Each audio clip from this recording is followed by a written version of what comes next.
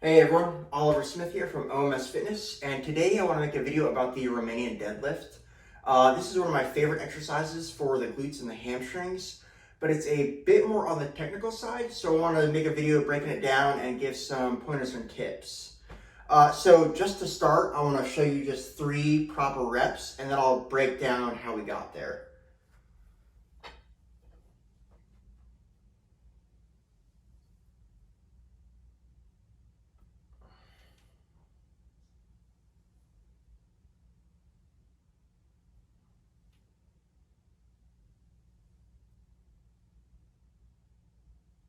All right, so that is the Romanian deadlift.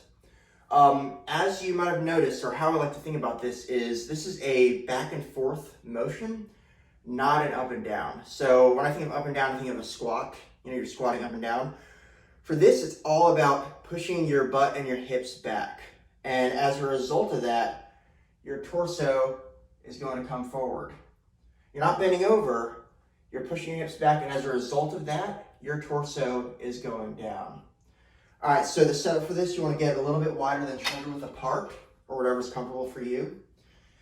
And then I want you to push your hips back. You could think about if you ever have like a handful of groceries and you're trying to close your car door, you don't have any hands to do it with, so you just push your butt back to close it. That's what we're trying to get here. So right here, push butt back, back, back, right here, and then back up. Notice the bar is staying super close to me. I want the bar to scrape your legs on the way down, okay? So it's gonna scrape my legs right here, and then back up. Range of motion. So I'm a big proponent of full range of motion. However, everyone is built differently, so everyone's range of motion is gonna look a little bit different. So what I mean by that is, for me, I can go to right here. I'll drop this.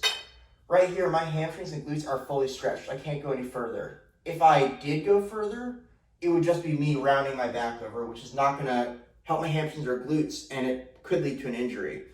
So that's my range of motion. If you are not super flexible or you're just starting with this motion, yours might only be, to right here.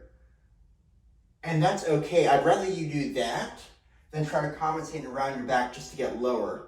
The cool thing is that as you do this movement more often, you're going to be able to go lower and lower. So if you're just starting out, just do until you feel a full stretch and then come back up. Okay, don't try to force it. Over time, it's just like squatting.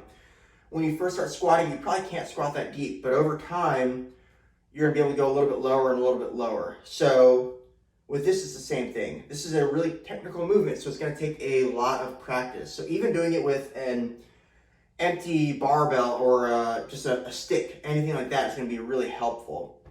I want to talk about a few things to avoid with the movement. So here are some common things I see people do. The first, and we already kind of talked about this, is not keeping the bar close to your legs. So a lot of people go like this, and that's going to create a lot of tension on the low back, which is something we are trying to avoid. We're trying to just work our glutes and hamstrings. We're not trying to just isolate our lower back. So that's one thing. Another thing is some people will be able to do this. They'll push your hips back, they're looking good, and then for some reason, they end up squatting. So the hips back, and then squat. Okay, so this is really not the movement and not what we're trying to do. So I really just want you to focus on your right here, and you are pushing your hips back until you can no longer create any more tension on your glutes and hamstrings, and then you come back up. Tempo is something that I find really important with this movement, and what I mean by that is on the way down, or the negative or the eccentric part of the motion, which is where your muscles are lengthening, I want you to go pretty slow. So this is about the pace that I do it. About like that. And then you can go powerful on the way up, but nice and slow. By going slow like that, you're going to get more out of the movement. It's going to be safer, and you won't need to use as much weight, which is really important when you're just beginning.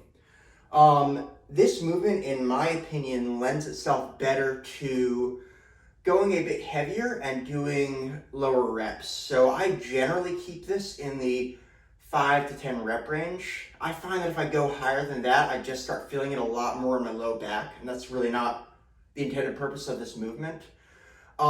If you're just starting out with this, stay light and do low reps. I would not, recommend trying to max out on this. If it's your first time trying it, you're gonna be a disaster.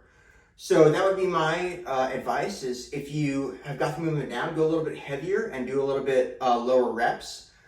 It's a pretty taxing movement, so you'll want to up your rest time a little bit, maybe 2 or 3 minutes in between sets, maybe sometimes longer. But yeah, so that would be my main takeaway. So just to recap the instructions, you're gonna grab the bar right here, a little wider than shoulder width apart. This movement is all about pushing your butt back, and you wanna keep the bar close to your legs. So it's gonna scrape your legs and you're gonna push your butt back. So back, right here. You're gonna go until you can no longer stretch your hamstrings anymore. So for me, that's right here. And then you're gonna come back up. And remember, it's always nice and slow on the way down. And then back up. So that is the Romanian deadlift.